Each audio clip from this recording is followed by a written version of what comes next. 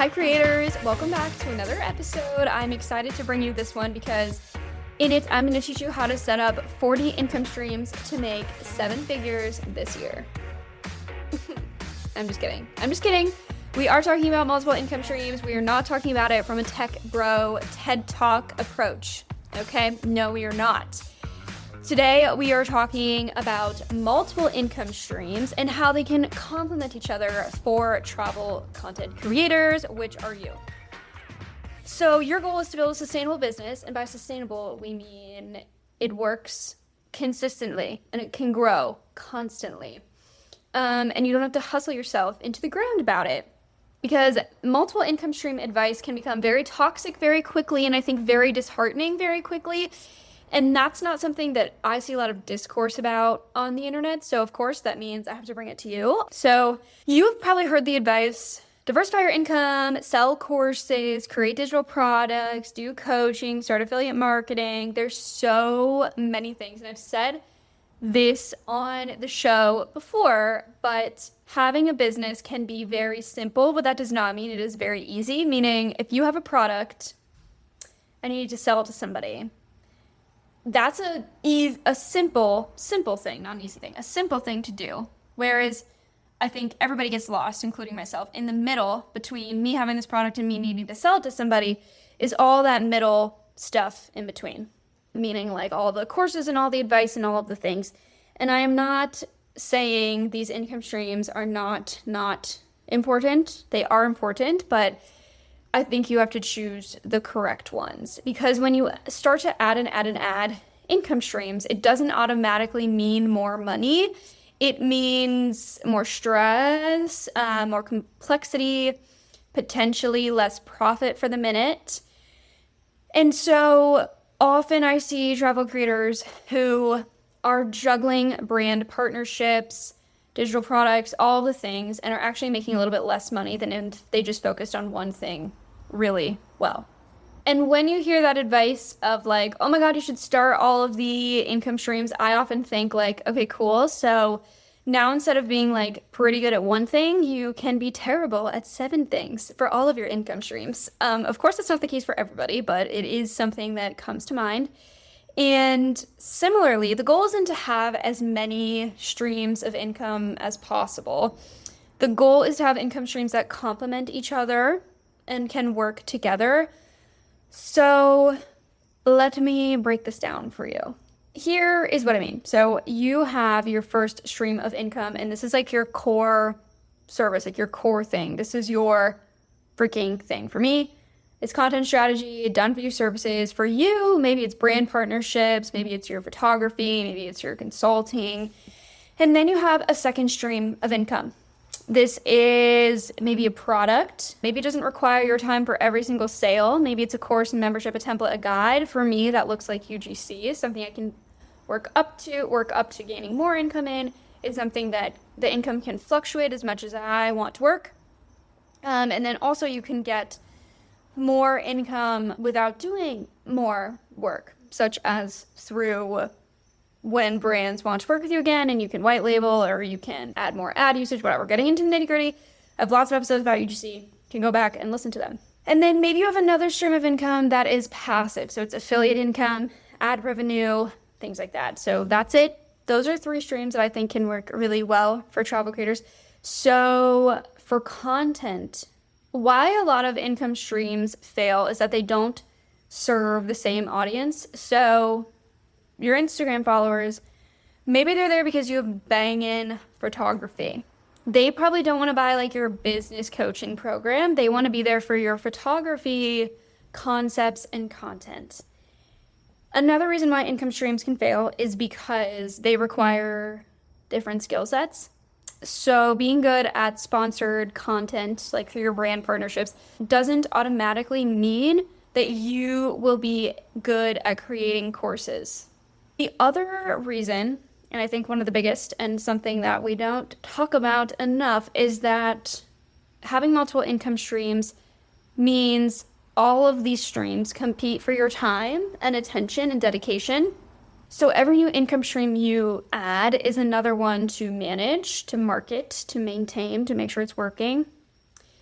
And it's even worse if these income streams don't compound against one another, meaning they're not like working together. For example, I have like my content strategy work, and then I have UGC. And those two work nicely together because when I'm pitching for UGC, I say like, I'm a content strategist, so I know about content and I have turned that content knowledge into UGC creation.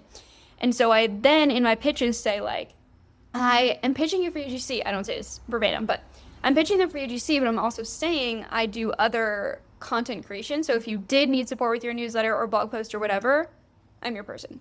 So that's just an example of like how these income streams can build onto one another.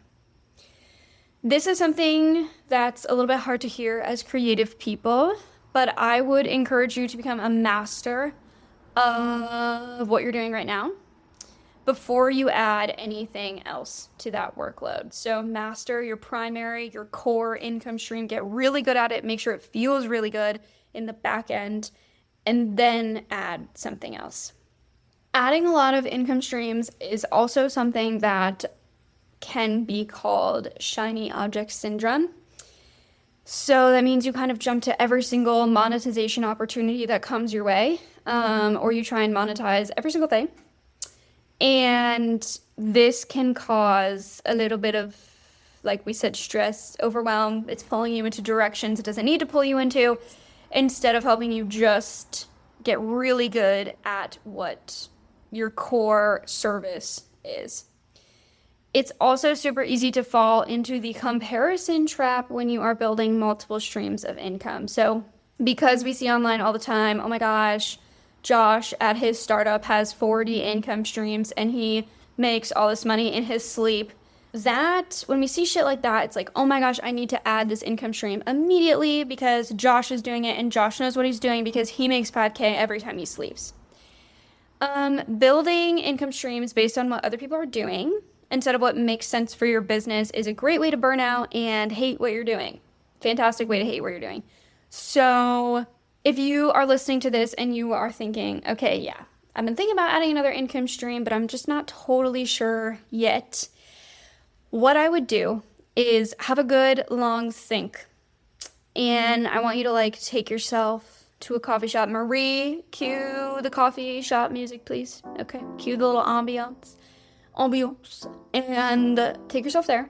Or maybe just like kick everybody out of your house or hostel. Do it. Make everybody in the hostel get out. Find a candle or something. Put on some lo-fi, whatever. Or go to the cafe. Fine. That's probably the easiest option. And just have a good long brainstorm, a brain dump. I love a brain dump. Oh my God. Let me know if you want an episode on my brain dumps and what that looks like, because I'm dumping my brain all the time. All the time. And think about what your main source of income is from this content creator business.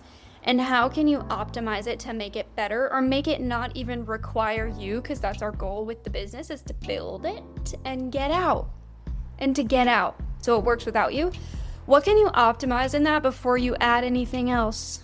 I know it's so tempting to add other things. Oh my gosh, I fall into this all the time. I'm like, it would be so easy for me to add this to this, but it would require hours of my time every week. And my hours of my time every week would be better spent doing something that is directly building revenue than like tinkering with this other thing first. So think about what you can optimize before you start dreaming and scheming something else. It's always good to dream and scheme, but it's even better to have really solid systems that make you a lot of money. Then if you're like, I don't know what I want my next income stream to be, I would ask people. And by that I mean ask your current audience members if there is something they wish they like to see in your content. What else do they want to see from you? And then if you're like, oh, I want to start another income stream, but I'm still unsure. Honestly, I feel like the easiest one to get into is probably affiliate marketing. I don't know everything there is to know about affiliate marketing. I do not know that. But I feel like it's a low barrier of entry because brands are just willing to hand out commission based on sales you get from your affiliate link. And the best way I would start with finding those brands is just thinking about the tools, products, or services you use all the time and love. And then reaching out to them to be like, I love this thing. Or if you have creator friends who have affiliate links, affiliate programs, courses, whatever, and they have an affiliate situation, get on that because you already know them, you already love them, you already trust them. All right. Finally, when you get to the point of you're like, I feel really good about my core offer and what that's doing for me and bringing in for me. Also, caveat here before I continue, there's never going to be the perfect time to start something new. So you just kind of got to feel pretty good about what's going on with your core offer value before adding another income stream. But when you are in that phase and you're thinking about exactly what to add, you can ask, does this income stream serve the audience I already have? Like I said before, a little bit earlier, does it make sense to sell your photography students a business course if they're like, that's not what they're about? Does this income stream leverage the skills you already have? Do you have to go learn how to become a coder to do this when you were trained to be a photographer? Maybe not the best idea. Can you maintain the quality of what you're doing in your core service while scaling to this new income stream? Would this new income stream take away the time and effort you have required to, I can't even focus because I live in a jungle and there is all these birds in this tree and I love them. One just shat. All right, I don't love it anymore. Anyway, what I'm saying is that don't let this new income stream decrease the quality of the work you're doing in your core offer. And finally, one of the most important questions, does this income stream make sense for you in 2 years, in 5 years? Does it still make sense to be a part of your long-term mission, vision for the work that you're doing? So what I want you to take away is that multiple income streams can work when they are strategic and they are not scattered. And it's really important to focus on doing these things really well, doing one thing really well instead of like 17, really being half-assed at 17 things. More isn't always better, but better is always better. One of my very favorite quotes from the book Essentialism is less but better. So if you can do less things but be really good at them and just do that for a long time, you will be successful. And that's literally the whole podcast. That should be the one word podcast episode I have.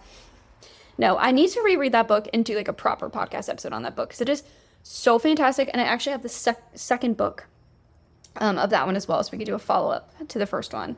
It's called Essentialism by my man Greg.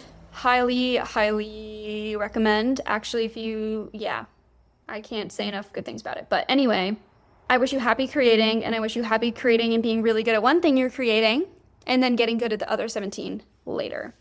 So I will chat with you soon. I would love to hear from you on Instagram. Thank you to those who come over there and say hello, especially if you are a new listener. I would love to say hello and see what's going on with you. You can do that on Instagram at Travel Content Writing. But until then, I will see you next week. Ciao. Ciao, Bella. I gotta go get some pre-narcosis coffee.